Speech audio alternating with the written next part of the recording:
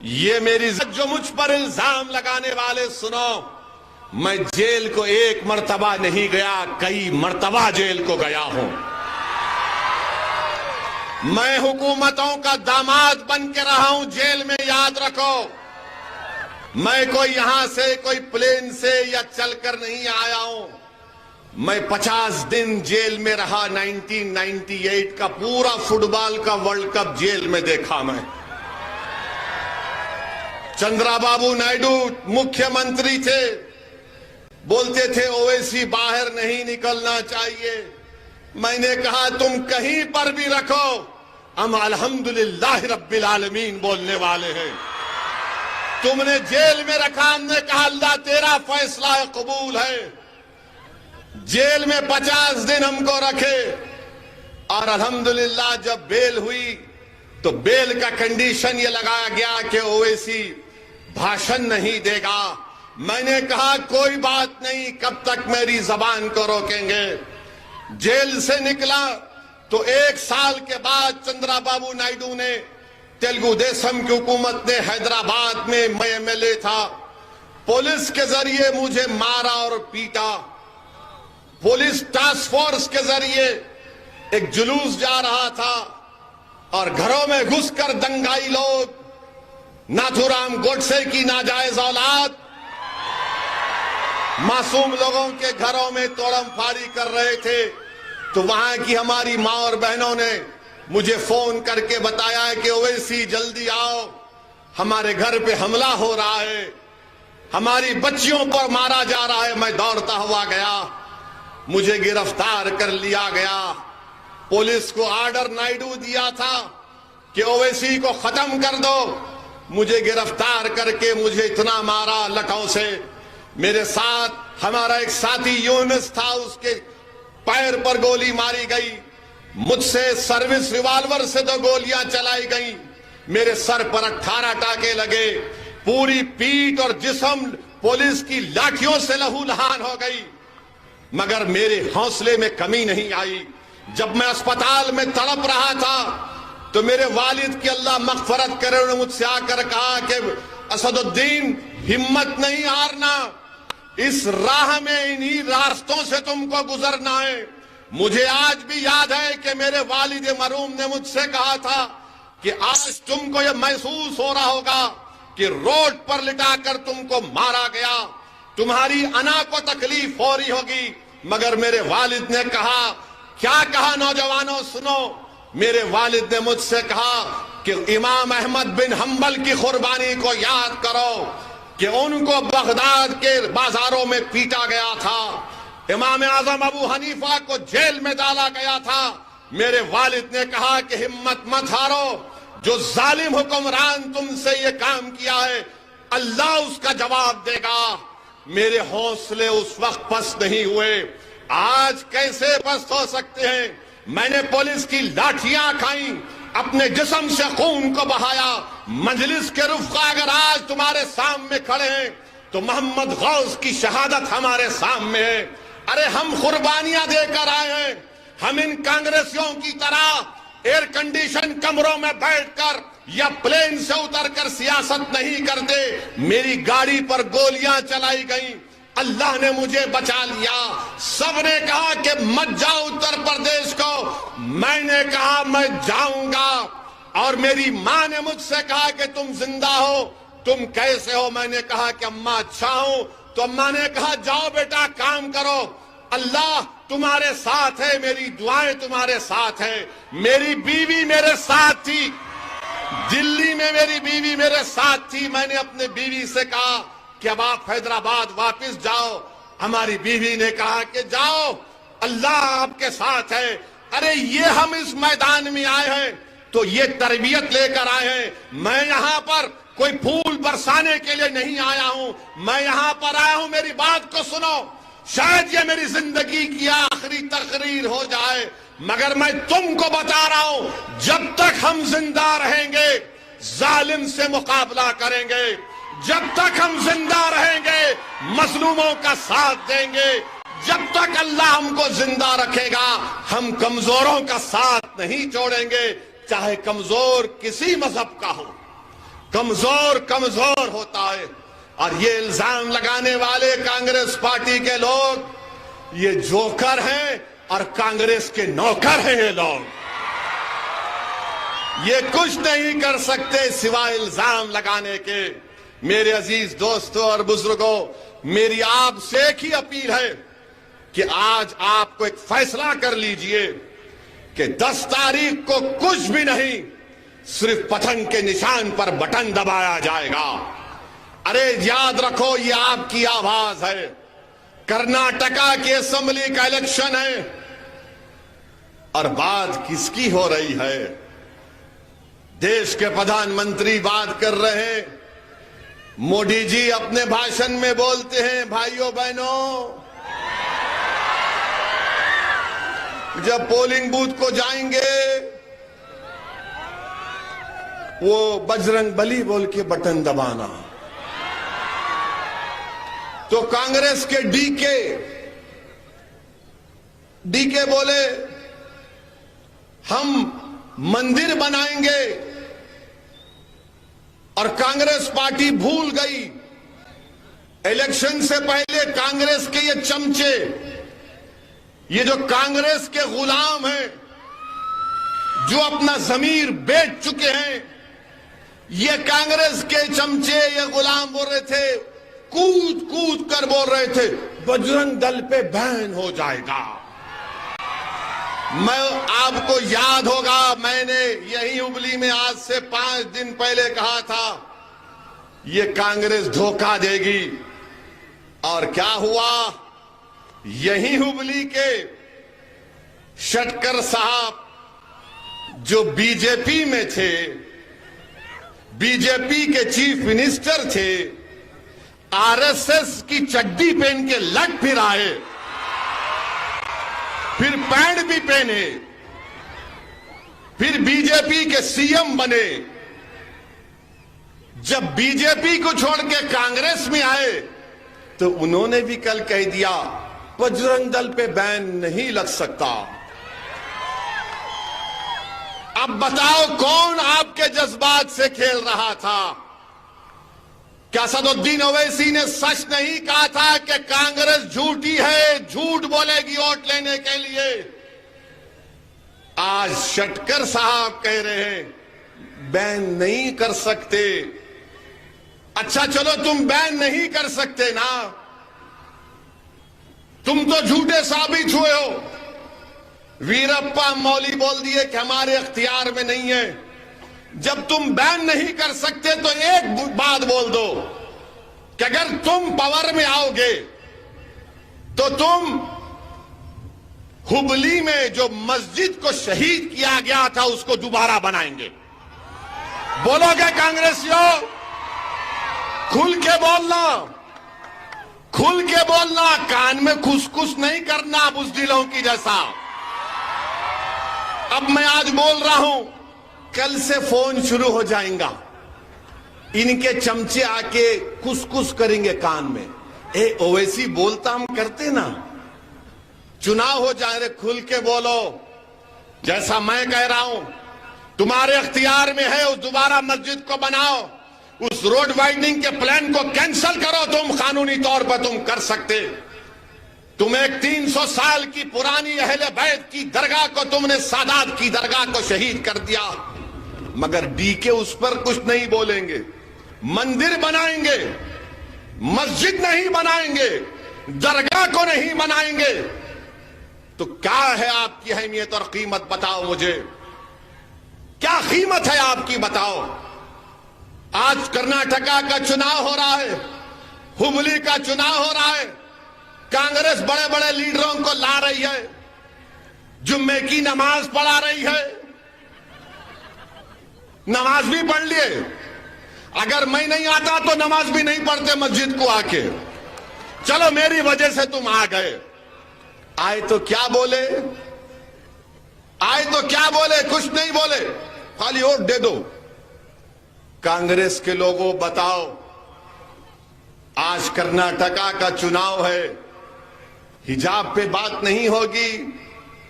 हम हिजाब पे बात किए, गोश्त की दुकानें बंद कर दी बीजेपी, कुरैश बरादरी के लोग बर्बाद हो गए, उस पे बात नहीं करते। जब मैं हुबली में अपनी तकरीर में बात को किया तो मुझे कई लोग फोन किए, बोले क्या बोल रहे हो इसी साहब। मैंने क्यों, आपको पेट में क्यों दर्द हो रहा? बोले नहीं, आप हिजाब की बात किए। मैंने कहा मैंने हिजाब की बात की, क्यों नहीं करूंगा। अंबेडकर के बना हुए संविधान में आर्टिकल 29, याद रखो क्या है आर्टिकल 29। अगर कोई आरएसएस का आदमी बोला है हिजाब, बोले 29 आर्टिकल राइट टू कल्चर। कोई कांग्रेसी बोला तो बोला बैठ आर्टिकल 29। मैं आर्टिकल 29 की बात कर रहा हूं, राइट टू कल्चर। मेरे को बोले क्यों उठाती है बात को। मैं क्यों नहीं उठाऊं, अब क्या मैं तुम्हारे से पूछ के तकरीर करूं? तुम मेरे को लिख के देंगे क्या बोलना। मैंने कहा तुम आके मेरी भाषण को सुनो, शायद तुम्हारी जबान भी सच्चाई को बोलना शुरू कर देगी इंशाअल्लाह। आप बताइए, हिजाब के ऊपर कोई बात नहीं कर रहे। नहीं, हिजाब पे बात करे तो बीजेपी को फायदा हो जाता, ये कांग्रेस के लोग बोल रहे हैं। अरे बीजेपी को फायदा, कर्नाटका में 2019 के लोकसभा के चुनाव में पूरे सीट, एक सीट को छोड़ के बीजेपी जीत गई। तो क्या जब हिजाब का मुद्दा था? नहीं था। कैसा जीती? इस पर कोई नहीं जवाब देते। हिजाब मुद्दा है, मजलिस का एमएलए जीतेगा तो दुर्गप्पा बिजवाड़ कर्नाटका की विधानसभा में जाएगा, और जब एमएलए का वोट लेगा तो उसके साथ हमारी हिजाब पहनने वाली बेटियां रहेंगी। असेंबली को दुर्गप्पा ले जाकर असेंबली में बोलेगा कि हिजाब के ऊपर जो गलत कानून बनाया गया उसको वापस लो। और जिस तरह असदुद्दीन ओवैसी को लोकसभा में मैं ओत ले रहा था, तो ओत लेते वक्त मैं जब जा रहा था ओत लेने के लिए, तो बीजेपी वाले शुरू हो गए, ये नारा वो नारा, ये नारा मारना शुरू कर दिए। तो मैंने भी क्या किया, ओत ले लिया अल्लाह के नाम पे। उसके बाद मैंने कहा तकबीर, अल्लाहु अकबर। उसके बाद मैंने कहा जय भीम। वो पूरे परेशान हो गए, ये क्या तुम नया काम कर दिए। मैंने कहा तुम हमको नारा मारे तो तुम्हारा जवाब हम नहीं रखते, हम किसी का कर्जा नहीं रखते। हमने जवाब दे दिया और कर्जे को उतार दिया। मेरे अजीज दोस्तों और बुजुर्गों, मेरी आपसे गुजारिश है कि आप मजलिस को कामयाब करिए। ये कांग्रेस में दमखम नहीं रहा मुकाबला करने के लिए। और यहां के एमएलए साहब जो 10 साल से कांग्रेस का वोट हमारा वोट लेकर जीत रहे हैं, मैं उनसे पूछ रहा हूं एमएलए साहब, ये ईदगाह का मसला आया तो तुम गायब क्यों हो गए? ईदगाह का मसला आया तो तुम ईदगाह कमेटी के मेंबर हो, तुम गायब हो गए। क्यों गायब हुए? नहीं, बीजेपी को वोट मिल जाता। यानी मेरी ईदगाह का मसला आएगा, हुबली की ईदगाह का मसला आएगा तो तुम गूंगे हो जाते हो। और फिर 10 साल से टीपू जयंती बनाई गई, कांग्रेस का एमएलए दिखा आपको? दिखा आपको? दिखना चाहिए आपको आपके एमएलए टीपू जयंती में, दिखना चाहिए एमएलए टीपू जयंती में, दिखना चाहिए ना। दुर्गप्पा आएगा, एमएलए बने तो आएगा। दुर्गप्पा आप आएंगे टीपू जयंती में? आना दुर्गप्पा। उन्हें कांग्रेस का डर के नहीं आया, तुम टीपू की तरह जाना, बेखौफ होकर जाना इंशाअल्लाह। ये आपके एमएलए साहब। फिर अच्छा एमएलए साहब, आपका एक आपके भाई का भी किस्सा है, मंजूस हाउस का। एमएलए साहब ये क्या किस्सा है? ये क्या किस्सा है इस बच्ची की सुसाइड का? इस पर कुछ बोलो एमएलए साहब। हमारा वोट तो ले रहे हैं, ना ईदगाह के मसले में बोलते, ना टीपू जयंती के मसले में बोलते, ना मस्जिद और दरगाह को शहीद कर दिया गया कांग्रेस के एमएलए। बिल्कुल मुंह बंद। और उसके बाद ओल्ड हुबली में गड़बड़ हुई, कुछ नहीं। अच्छा एमएलए साहब, आपके भाई का भी क्या चक्कर है ये भी मालूम है, ये भी किस्सा मालूम है। अब ये नहीं बोलते। आप बताइए कि 10 साल से मिले हैं, आपने हुबली की जनता के, हिबीस की जनता के लिए क्या किया? रोड वाइडनिंग के नाम पर महमूद शाह कादरी की दरगाह को डिमोलिश कर दिया।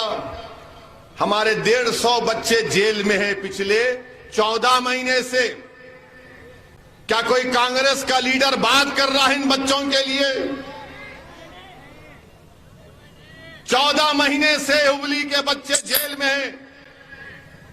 मैं देखा हूं उस खानदान की एक हमारी बहन मुझसे अपनी बेटी के साथ आकर मिली।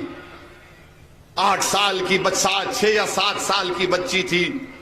हमारी बहन ने रोते हुए कहा कि ओवैसी साहब, 14 महीने हो गए मेरी बेटी को उसके अब्बा को देखे हुए, अब बताओ कैसी जिंदगी गुजार रही होंगी मैं।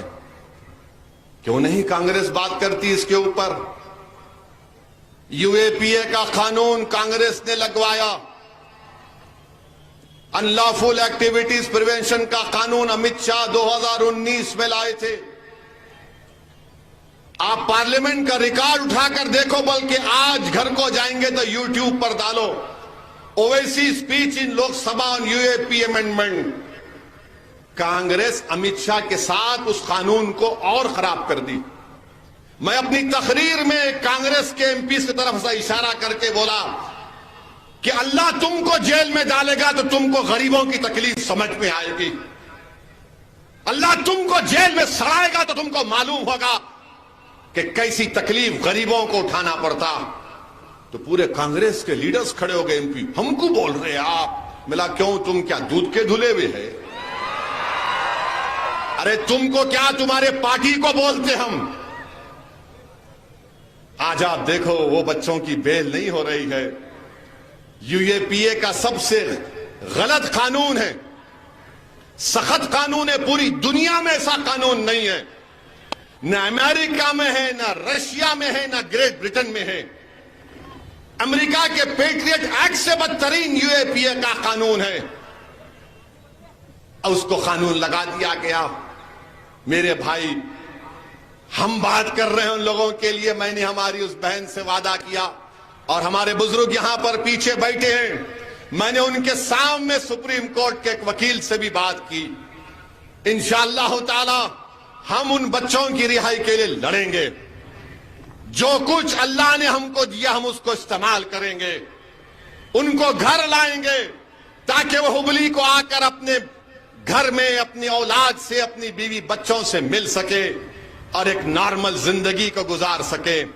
ये कांग्रेस के एमएलए उस वक्त भी एक लफ्ज नहीं बोला। बताओ आप क्यों वोट देंगे उसको?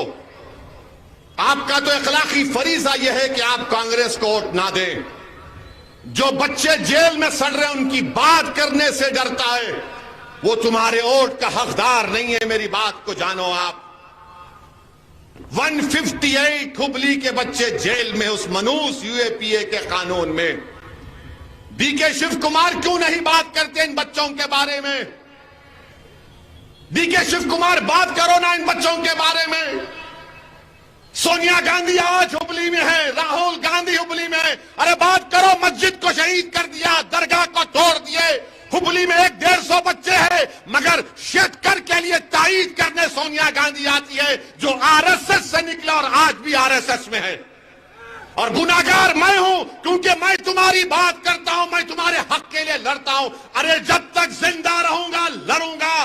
गोलियां मेरी आवाज को खत्म नहीं कर सकेगी। तुम उस पैगाम को लेकर आगे बढ़ोगे। यह आपका सेकुलरिज्म है। तुम ऐसे मुकाबला करोगे मोदी से, तुम ऐसे मुकाबला करोगे। मैडम सोनिया गांधी, मुझे उम्मीद नहीं थी आपसे कि आप एक आरएसएस के आदमी के लिए कैंपेन करने आएंगी। जगदीश शेट्टर तो आरएसएस से आया है।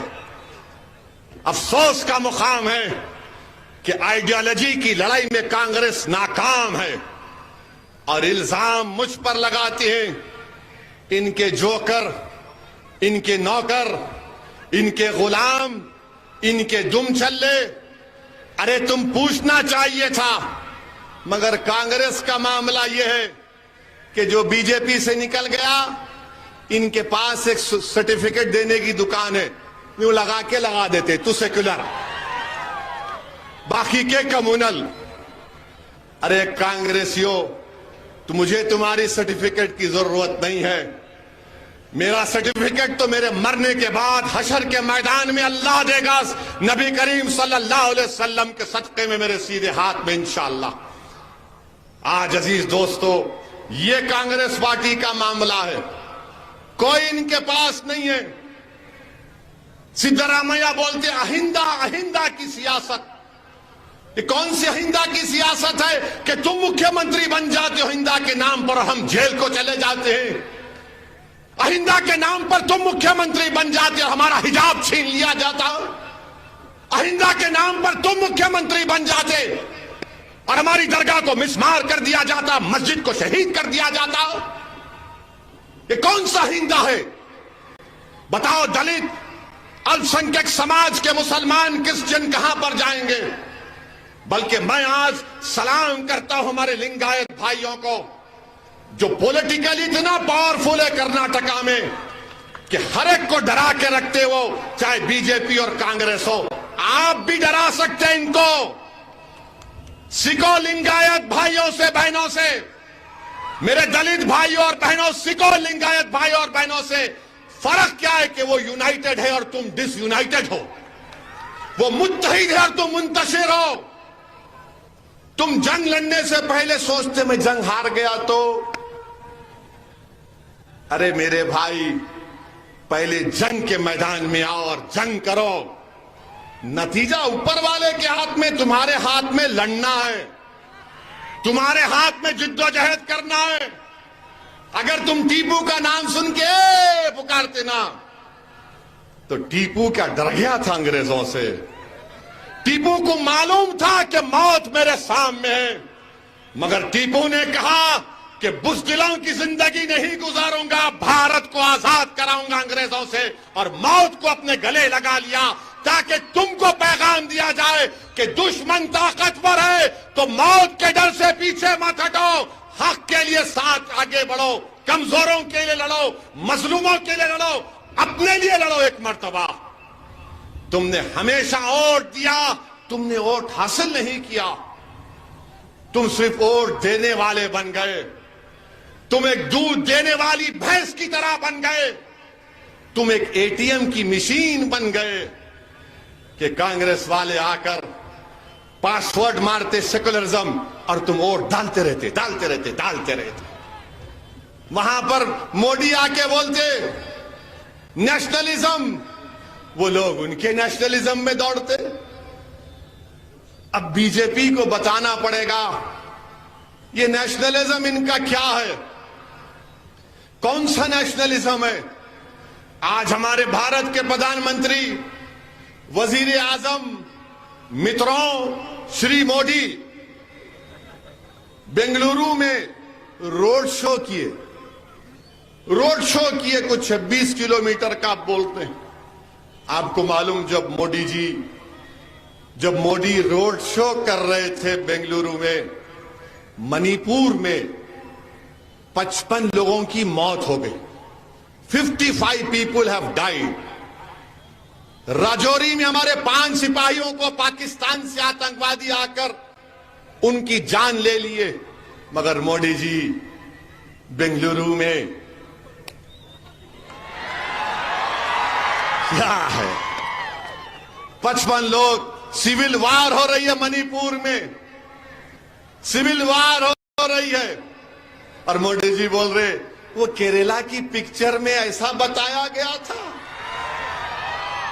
मैं पूरे अवाम से बताना चाह रहा हूं, हिटलर को जानते ना, हिटलर को हिटलर ने 70 लाख यहूदियों को मरवाया था। कितने? 70 लाख। और कैसे मरवाया? पहले हिटलर क्या किया मालूम आपको? पहले बोला कि यहूदियों के खिलाफ हेट स्पीच दो, हेट स्पीच दो यहूदियों के खिलाफ। यहूदी बदमाश, यहूदी जर्मनी के नहीं हैं, यहूदी जर्मनी के बाहर के हैं, यहूदी लव जिहाद करते, यहूदी धर्म परिवर्तन करते। समझ में आ रहा? दिमाग में बात बैठ रही? समझ में आ रहा? वो हिटलर करता था, फिर हिटलर ने क्या किया, पिक्चर बनाया। उसका अंग्रेजी नाम उस पिक्चर का शायद 1940 में इटर्नल जू था। उस पिक्चर के जरिए हिटलर ने जर्मनी के जर्मन्स में यहूदियों के खिलाफ नफरत पैदा कर दी। और उसके बाद क्या हुआ? कत्लेआम हुआ यहूदियों का। मोदी जी, हिटलर ने ऐसा काम किया था।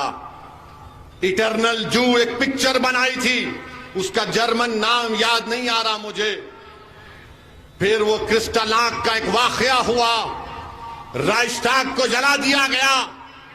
उसके बाद यहूदियों का कत्लेआम हुआ। ये समझो बात को आप। भारत के प्राइम मिनिस्टर हैं, 133 करोड़ जनता का प्राइम मिनिस्टर, मगर क्या बोल रहे? पिक्चर के प्रोमोटर बन गए प्राइम मिनिस्टर, एक पिक्चर के डिस्ट्रीब्यूटर बन गए, एक पिक्चर के डायरेक्टर प्रोड्यूसर बन गए मोदी जी। देश के प्रधानमंत्री और आरएसएस से हम कहना चाह रहे हैं, सबक हासिल करो हिटलर से, सबक हासिल करो हिटलर से कि हिटलर ने कैसे यहूदियों को 70 लाख यहूदियों को खत्म कर दिया था, कैसे नफरत पैदा कर दी थी जर्मनी के जर्मनों में कि यहूदी गंदे हैं, गद्दार हैं, झूठे हैं, जर्मनी के नहीं हैं। ये राह पर कहीं वो मुल्क, हमारा मुल्क ना चला जाए। और पिक्चर देखकर लोग बोल रहे हैं ऐसा आईसिस, अरे आईसिस ने जो वीडियो बनाया था, उस आईसिस के वीडियो में मेरी फोटो थी। पूछो गवर्नमेंट ऑफ इंडिया से, उन्होंने वीडियो को निकाला। उस फोटो में आईसिस ने कहा कि असदुद्दीन ओवैसी को खत्म कर देना चाहिए। ये अजीब मामला है। आईसिस मेरे को खत्म करना चाहती और भारत में नाथूराम गोडसे की नाजायज औलाद मेरे पे गोली चलाती। मैं दोनों के दरमियान में फंस गया। यानी मेरा हाल ऐसा हो गया कि फंस गई रजिया गुंडों में, इधर इन्हों भी मारते, उधर उन्हों भी गोली चलाते। खैर, जो दुनिया में आता है, मेरे को हमारी अम्मा सिखाई। हमारी अम्मा बोली कि देखो, जब तुम दुनिया में आए तो एक बड़े अल्लाह के वली ने तुम्हारे कान में अज़ान दे दी। अब तुम्हारी अज़ान हो गई, अब सिर्फ तुम्हारा जनाजा निकलना बाकी है। तो मैं तैयार हूं, मैं डरने वालों से नहीं हूं, मैं सिर्फ अल्लाह से डरता हूं और अल्लाह से डरता रहूंगा। मगर आपको सच्चाई बयान कर रहा हूं कि पिक्चर का प्रमोशन भारत के प्राइम मिनिस्टर कर रहे हैं, और हो सकता है कि प्राइम मिनिस्टर अपने घर में बैठकर देखेंगे ऐसा। Very good. बुर्खा पहनकर, बुर्खा पहने, क्या प्राइम मिनिस्टर साहब, इस देश की आजादी में क्या हमने हिस्सा नहीं लिया था? इस देश की आजादी में बी अम्मा कौन थी? वो बी अम्मा जिसने महिलाओं को अंग्रेजों के खिलाफ खड़ा किया था। प्राइम मिनिस्टर हजरत महल कौन थी जिसने अंग्रेजों से मुकाबला किया और नेपाल में जाकर उसको बसना पड़ा? बहादुर शाह जफर कौन थे जिनके बेटों की सरों, कटे हुए सरों को उनके सामने लाकर दे दिया गया? आज आप हमसे कह रहे हैं कि पिक्चर ऐसा है। भारत के प्रधानमंत्री का ये बात, और फिर बजरंग बली के नाम पे वोट दे के बटन दबाओ। प्राइम मिनिस्टर ऑफ इंडिया, आपने अंबेडकर के बनाए हुए संविधान पर ओथ लिया है। आपको यह कहना चाहिए था कि संविधान के नाम पे वोट दो, संविधान को मजबूत करने के लिए वोट दो, अपने अच्छे नेताओं को बनाओ। मगर प्राइम मिनिस्टर अपने आप को हमेशा एक मखसूस आइडियोलॉजी से अपने आप को करीब दिखाते हैं।